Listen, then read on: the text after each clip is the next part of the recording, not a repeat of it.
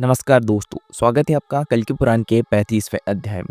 दोस्तों, अब तक हमने देखा कि भगवान कल्कि ने हिमालय में जाकर घोर तपस्या की। उनकी साधना से संपूर्ण ब्रह्मांड में धर्म और शांति की पुनः स्थापना हुई। देवताओं और ऋषियों ने उन्हें आशीर्वाद दिया और सतयुग का संपूर्ण जागरण हुआ।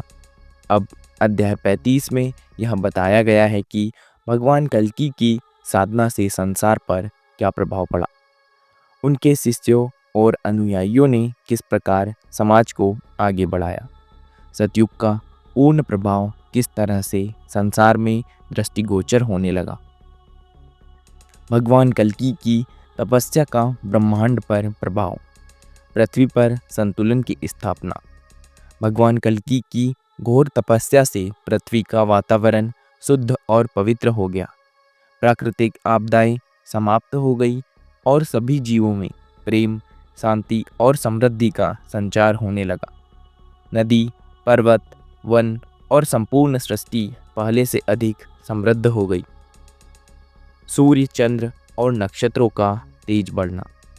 भगवान कल्कि की तपस्या से सूर्य और चंद्रमा का प्रकाश अधिक दिव्य और शांतिपूर्ण हो गया। नक्षत्रों और ग्रहों की स्थिति अधिक अनुकूल हो गई, जिससे सभी प्राणियों के जीवन में सकारात्मक ऊर्जा का संचार हुआ। वैदिक ज्योतिषियों ने भविष्यवाणी की कि अब संपूर्ण युग दिव्य ज्ञान और भक्ति से आलोकित रहेगा। भगवान कल्कि के शिष्यों की भूमिका। धर्म और शिक्षा का प्रचार। भगवान कल्कि के शिष्य अब भी समाज में धर्म और नीति की शिक्षा देते रहे। गुरुकुलों में वेद, उपनिषद, योग और ध्यान का प्रचार प्रसार होने लगा। लोग अपने जीवन में आत्म साक्षात्कार और आध्यात्मिक साधनों को अपनाने लगे। समाज में सत्य, अहिंसा और सेवा का प्रसार। भगवान कल्कि के अनुयायी समाज में सत्य, अहिंसा और सेवा का आदर्श स्थापित करने लगे। हर नगर और ग्राम में धार्मिक अनुष्ठान और सत्संग होने लगे। लोगों ने त्याग और परोपकार की भावना को अपनाकर जीवन में संतोष प्राप्त किया। ब्रह्मांडीय शक्तियों का प्रभाव और देवताओं का आशीर्वाद। ब्रह्मा जी का संदेश। ब्रह्मा जी ने देवताओं को संदेश दिया कि अब धरती पूर्ण रूप से संतुलित है और धर्ममय हो चुकी है। उन्होंने कहा कि भगवान कल्कि के प्रयासों से सतयुग की पुनः स्थापना हो गई है। अब यह दिव्यता अनंत काल तक बनी रहेंगी। भगवान विष्णु और शिव का आशीर्वाद। भगवान विष्णु स्वयं प्रकट होकर कहते हैं, जो भी मेरे इस दिव्य अवतार की कथा सुनेगा उसका जीवन धन्य हो जाएगा और वह परम मोक्ष प्राप्त करेगा। भगवान शिव आशीर्वाद देते हैं कि कलयुग की अशुद्धियों का पूर्ण रूप से अंत हो चुका है। अब यह संसार पुनः शिवमय और शांतिमय हो गया है। दोस्तों, ये था अध्याय 35। अब इसका सारांश क्या है हम देखते हैं। भगवान कल्कि की तपस्या से पृथ्वी और संपूर्ण ब्रह्मांड में संतुलन स्थापित हुआ।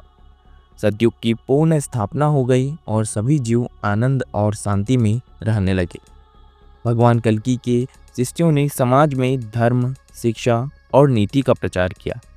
देवताओं ने घोषणा की कि अब पृथ्वी पर पाप और अधर्म का कोई स्थान नहीं रहेगा।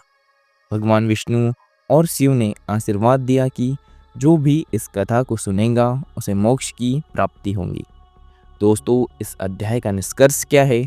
अध्याय 35 यह दर्शाता है कि भगवान कल्कि का अवतार केवल विनाश के लिए नहीं बल्कि एक नए युग की स्थापना के लिए हुआ था। उनकी तपस्या से संपूर्ण सृष्टि शुद्ध और संतुलित हो गई, जिससे पृथ्वी पर पुनः धर्म और शांति का संचार हुआ। यह अध्याय यह भी दर्शाता है कि जब व्यक्ति सच्चे हृदय से धर्म और सत्य का पालन करता है तो वह संपूर्ण समाज को प्रभावित करता है। दोस्तों, ये था आज का अध्याय 35।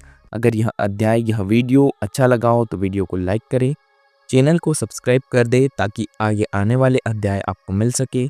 इस वीडियो को ज़्यादा से ज़्यादा शेयर कर दीजिए। मिलते हैं हम इसी की तरह अगले वीडियो में, तब तक के लिए धन्यवाद।